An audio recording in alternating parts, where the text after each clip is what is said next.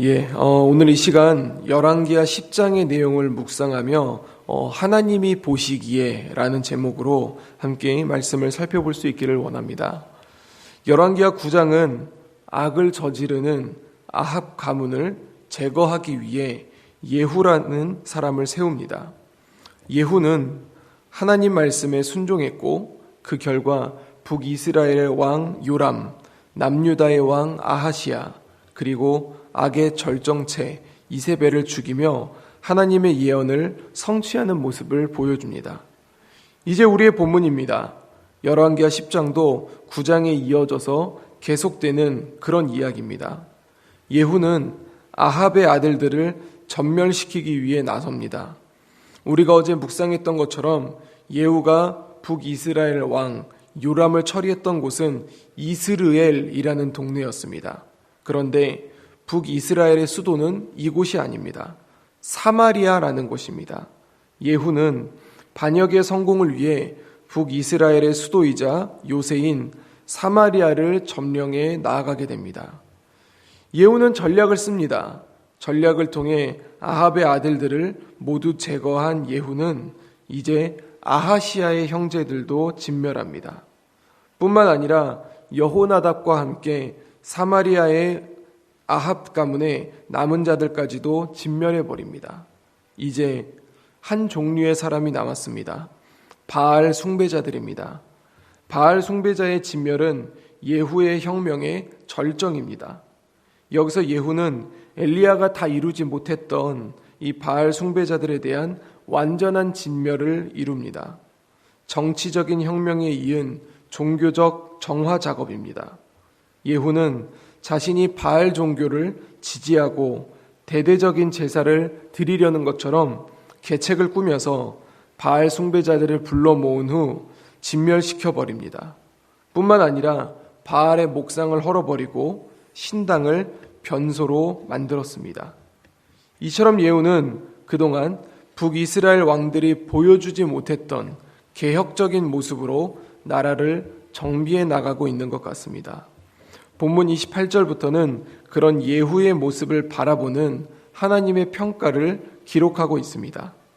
예후가 이와 같이 이스라엘 중에서 바알을 멸하였으나 이스라엘에게 범죄하게 만든 느밧의 아들 여로보암의 죄, 곧 베델과 단에 있는 금송아지를 섬기는 죄에서는 떠나지 아니하였더라. 북이스라엘로 갈라진 이후, 이 남유다와 북이스라엘로 갈라진 이후 시작되었던 여로보암의 죄, 그 죄는 아직도 여전히 북이스라엘 가운데 남아있다라고 말합니다. 그럼에도 불구하고 하나님은 예후에게 이렇게 말씀하십니다. 30절인데요. 네가 나 보기에 정직한 일을 행하되 잘 행하여 내 마음에 있는 대로 아합 집에 다 행하였은즉 네 자손이 이스라엘 왕위를 이어 4대를 지내니라. 4대 동안 왕의 자리를 보존할 수 있게 되었다는 약속을 받았습니다. 그런데도 예후는 전심으로 하나님 여호와의 율법을 지켜 행하지 않았다고 합니다. 이스라엘을 범하게 한 그 죄에서 떠나지 않았다고 그렇게 합니다. 그래서 하나님은 이스라엘에서 땅을 잘라내기 시작하십니다. 아람 왕 하사엘이 이스라엘을 공격했습니다. 그 범위는 요단 동쪽 길르앗 온 땅, 곧 갓 사람과 르우벤 사람과 므낫세 사람의 땅, 아르논 골짜기에 있는 아로엘에서부터 길르앗과 바산까지였다고 합니다. 그렇게 예후는 28년간 이스라엘을 다스렸다고 하면서 열왕기하 10장은 마무리가 됩니다. 사랑하는 성도 여러분, 어제부터 시작된 예후의 혁명은 그동안 우리가 보아온 최악의 왕 아합에게 통쾌한 응징을 한 것 같은 그런 느낌을 보여줍니다. 그러나 우리는 예후가 누구를 죽였고 또 누구를 죽였고 이런 부분에 집중하기보다는 하나님이 그를 어떻게 바라보셨는가, 그리고 하나님이 바라보시기에 그는 어떠했는가에 대해 기억할 수 있어야 합니다. 예후는 하나님이 주신 사명을 잘 감당하긴 했습니다.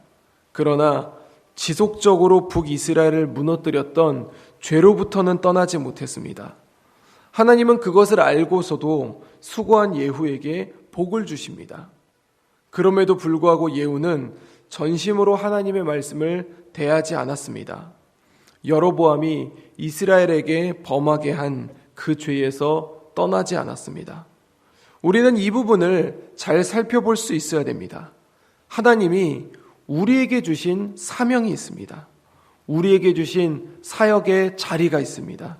우리는 그것을 잘 감당하면, 예를 들어서 제가 찬양팀이면 찬양을 잘하고 교사면 교사를 잘하면 이 모든 것을 다 이룬 것처럼 착각하기도 합니다. 나는 하나님 앞에 좋은 그리스도인이야. 그러나 하나님은 오늘 본문을 통해 우리에게 경고하고 계십니다. 사역을 잘하고 있는 이면에 죄악으로부터 떠나지 않고 있는 나의 모습이 있을 수 있다는 것이죠. 주일에 열심히 사역하고 평일에 열심히 예배를 나와도 교회를 떠난 나머지의 삶에서 죄악된 모습으로 살아갈 수 있다는 것입니다. 주 안에 사랑하는 성도 여러분, 우리는 우리 스스로를 돌아보아야 합니다. 혹시 내 삶 한쪽에 하나님 앞에 서지 않고 죄의 길로 가고 있는 모습은 있지 않는가? 저는 우리가 본문 31절의 내용을 잘 기억할 수 있기를 원합니다. 31절을 제가 읽겠습니다. 그러나 예후가 전심으로 이스라엘 하나님 여호와의 율법을 지켜 행하지 아니하며 여로보암이 이스라엘에게 범하게 한 그 죄에서 떠나지 아니하였더라. 전심으로. 하나님은 우리가 하나님의 말씀을 전심으로 대하기를 원하십니다. 이게 무슨 말일까요? 우리가 전심으로 하나님 말씀에 순종하기를 원하신다는 거예요. 분명히 예후는 하나님이 주신 사명들을 멋지게 해낸 모습을 보여준 사람입니다. 하지만 그의 삶은 하나님 앞에 진실되지 못했습니다. 이 모습을 통해 우리에게 던져주는 메시지는 무엇이겠습니까? 하나님은 우리가 하나님 앞에 진실된 삶을 살아가기를 원하신다는 것이죠. 하나님의 말씀을 전심으로 대하기를 원하신다는 거예요. 이제 오늘 하루가 시작됩니다. 오늘 하루 우리는 또 여러 가지 사건들 앞에 영적인 도전들을 받게 될 것입니다. 그 도전들을 하나님의 말씀으로 이겨낼 수 있는 우리 교회가 될 수 있기를 소망합니다. 사역만 멋지게 해내는 것이 아니라 이 삶 속에서도 하나님을 진심으로 대할 수 있는 우리 재건부평교회가 될 수 있기를 소원합니다.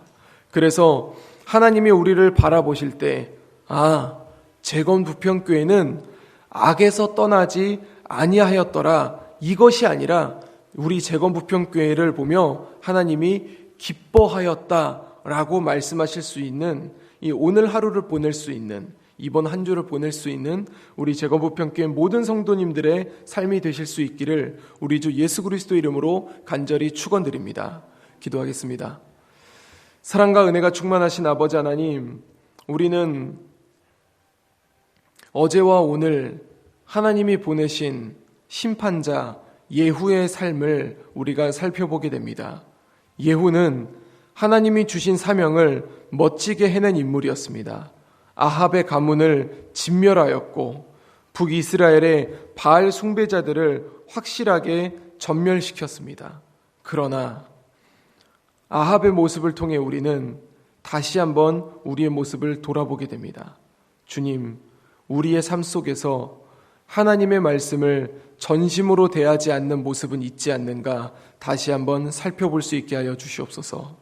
그래서 주님, 우리가 주님이 주신 사역을 잘 감당함으로 말미암아 나는 착한 그리스도인이야, 충성된 그리스도인이야 라고 착각하는 것이 아니라 사역 이면에 펼쳐지는 나의 삶 속에 하나님 앞에 전심으로 서지 못한 모습들이 있다면 주님 돌이킬 수 있게 하시고 우리의 모든 삶에 있어서 전적으로 하나님을 의지하며 신뢰하며 그 말씀으로 살아갈 수 있는 우리 재건부평교회가 될 수 있도록 주여 인도하여 주시옵소서. 감사드리며 이 모든 말씀 우리 주 예수 그리스도 이름으로 간절히 기도드립니다. 아멘.